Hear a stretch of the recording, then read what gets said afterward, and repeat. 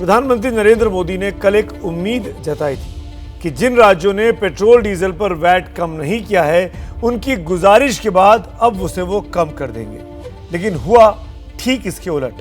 PM के कल के बयान पर आज चौतरफा हमले हुए। पीएम के आंकड़ों के बदले आंकड़े रखे गए और अपील के बदले अपील कर दी गई। ये खास रिपोर्ट देखिए और समझिए कि महंगाई पर किस कदर देश में राजनीति हो रही है। केंद्र सरकार ने राज्यों से भी आग्रह किया था कि वो अपने यहाँ टैक्स कम करें और ये बेनिफिट नागरिकों को ट्रांसफर करें। आपसे मेरी प्रार्थना कि देश हित में आप अपने राज्य के नागरिकों को वैट कम करके इसका बेनिफिट पहुंचाइए। पीएम की ये प्रार्थना विरोधियों को मिर्ची की तरह लग गई और ऐसी लगी कि सब के सब खर्चा पानी लेकर केंद्र सरकार पर चढ़ बैठे। उलाहना देने लगे कि टैक्स बढ़ाओ तुम और वैट घटाएं हम। वाह जी वाह, ये कोई बात हुई। और कल पीएम ने जो आंकड़े दिए कि किस गैर बीजेपी शासित राज्य ने पेट्रोल डीजल पर वैट से कितना कमाया, ये बात तो इतनी नागवार गुजरी कि आज सब गिनाने लगे कि केंद्र सरकार उनका कितना पैसा दबा कर बैठी है और खुद कितनी मलाई काटी है। खाली पेट्रोल और डीजल पे मोदी जी का इनकम हुआ है 17 लाख 17.3 लाख 202 करोड़ 242 करोड़। और आप स्टेट को बोलते हैं जहां बीजेपी के मुख्यमंत्री नहीं है उनके बारे में प्रधानमंत्री जी का अलग रवैया और जो बीजेपी के मुख्यमंत्री हैं उनके बारे में अलग रवैया। देश के प्रधानमंत्री की एक भूमिका एक राष्ट्र के लिए होनी चाहिए और इसी कल नहीं दिखी। सवाल इस बात का है कि आप रेट बढ़ाएं और राज्यों को कम करने की कहें, ये बात तो समझ नहीं आती। और यदि कम करना है तो शेष जो लगाए हैं 2 साल से शेष लगा हुआ है, 4% शेष ले रहे हैं, वो राज्यों को मिलता नहीं।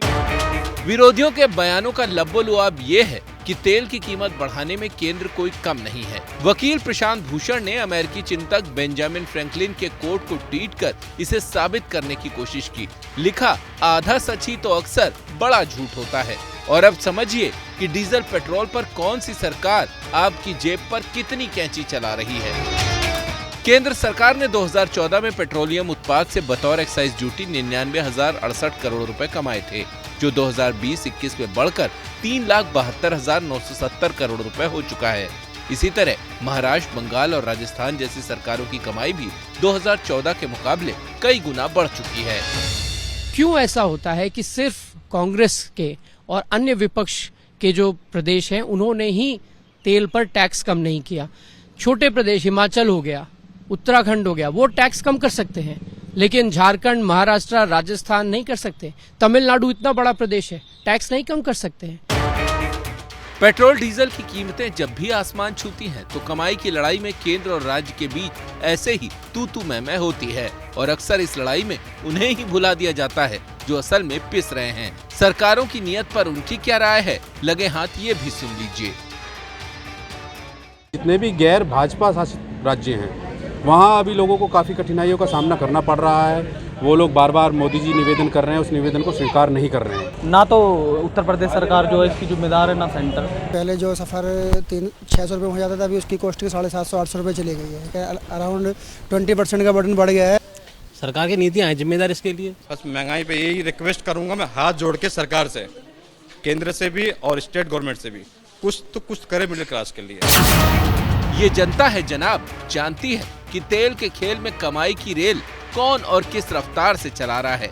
अच्छा तो ये होता कि केंद्र और राज्य एक टीम बनकर जनहित में फैसले लेते, लेकिन यहाँ टीम नहीं, टक्कर हो रही है कि कौन कितना कमाएगा।